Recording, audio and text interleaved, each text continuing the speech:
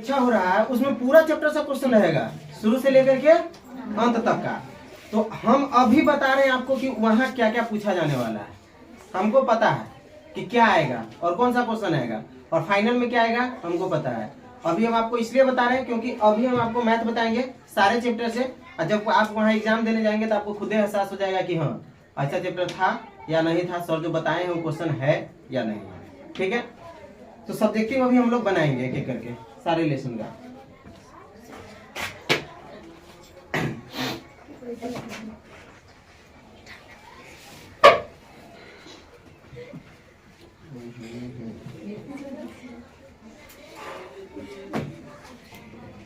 Math का पहला chapter कौन सा है?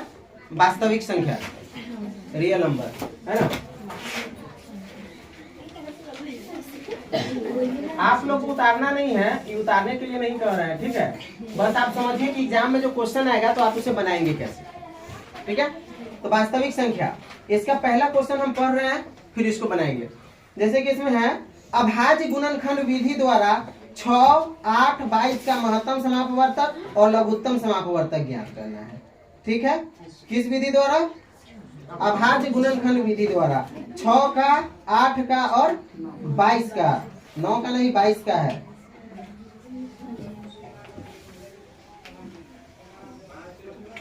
चलिए क्वेश्चन नंबर 1, 6, 8 और 22, इसका क्या करना है?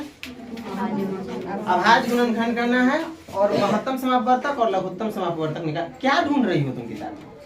यहाँ मेरी बात सुनो, हम किताब का ही क्वेश्चन बता रहे, विदेश से नहीं बता रहे। उसमें क्या खोज रही हो? तुम्हारा ध्यान उधर नहीं इधर होना चाहिए, क्योंकि सारा चैप्टर का क्वेश्चन जो इम्पोर्टेंट है हम आपको बताएंगे। तो इसका पहला है अभाज्य गुणनखंड, एक वो क्वेश्चन जरूर रहेगा इसका, ठीक है।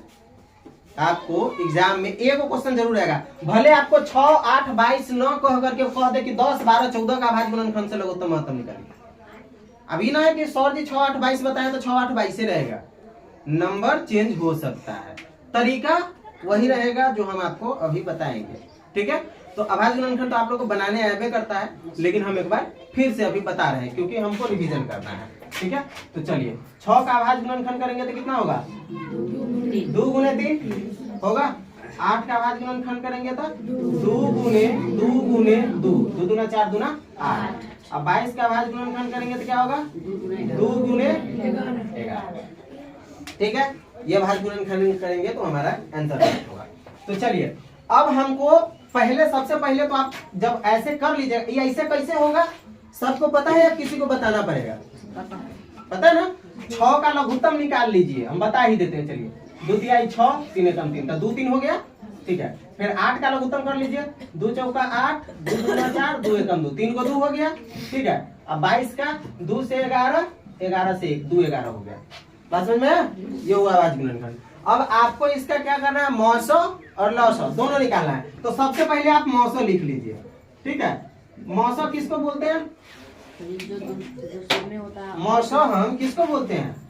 महत्तम समापवर्तक। किसको बोलेंगे? जो सब में है और बड़ा है। तो इसमें कौन ऐसा नंबर है जो सब में है और बड़ा है? तो हम देख रहे हैं कि 2 जो है तीनों में है ना। तो हमारा महत्तम समापवर्तक कितना हो गया? 2। बात समझ में आया? अब आपको क्या करना है? लघुत्तम निकालना है, ठीक है। अब आपको क्या ज्ञात करना है? लघुत्तम समापवर्तक ज्ञात करना है। महत्तम तो पता चल गया, लघुत्तम। अब लघुत्तम निकालना है तो आपको क्या करना? देखिए यहाँ पर 2 अकेला है और यहाँ पर भी 2 अकेला है और छोटा है ना। तो इस 2 को छोड़ देंगे, ठीक है। बाकी सब को गुना कर देंगे। जैसे कि 3 को 2 है तो ये 3 को 2, 2 गुने 2 गुने 2, फिर 3 और 11, तो गुने 3 और गुने 11, गुना करके लिख दीजिए, आपका आंसर होगा। कितना हो जाएगा? 2 दूना 4 दूना 8, 8 3 24 और 24 को 11 से गुना कर देंगे तो कितना हो जाएगा? 11 चौक 44 के 4, हासिल 4, 11 दूना 22 और 4, 22 और 4 26, 2 से 64। तो ये हो गया आपका। बात समझ में आया? इस टाइप का अभाज्य गुणनखंड करने वाला एक क्वेश्चन जरूर रहेगा और 2 नंबर का रहेगा एग्जाम में, चाहे वो इस साल का एग्जाम हो, अगले साल का एग्जाम हो या किसी साल का एग्जाम हो। सिर्फ इसी साल की बात नहीं कर रहे हैं, क्योंकि भाई चैप्टर क्वेश्चन जो पूछता है तो चैप्टर से पूछता है, और हमको पहला चैप्टर में यही पढ़ना है, तो स्वाभाविक है कि अभाज्य गुणनखंड करने के लिए हमको क्वेश्चन मिलेगा ही। समझ गया पहला क्वेश्चन।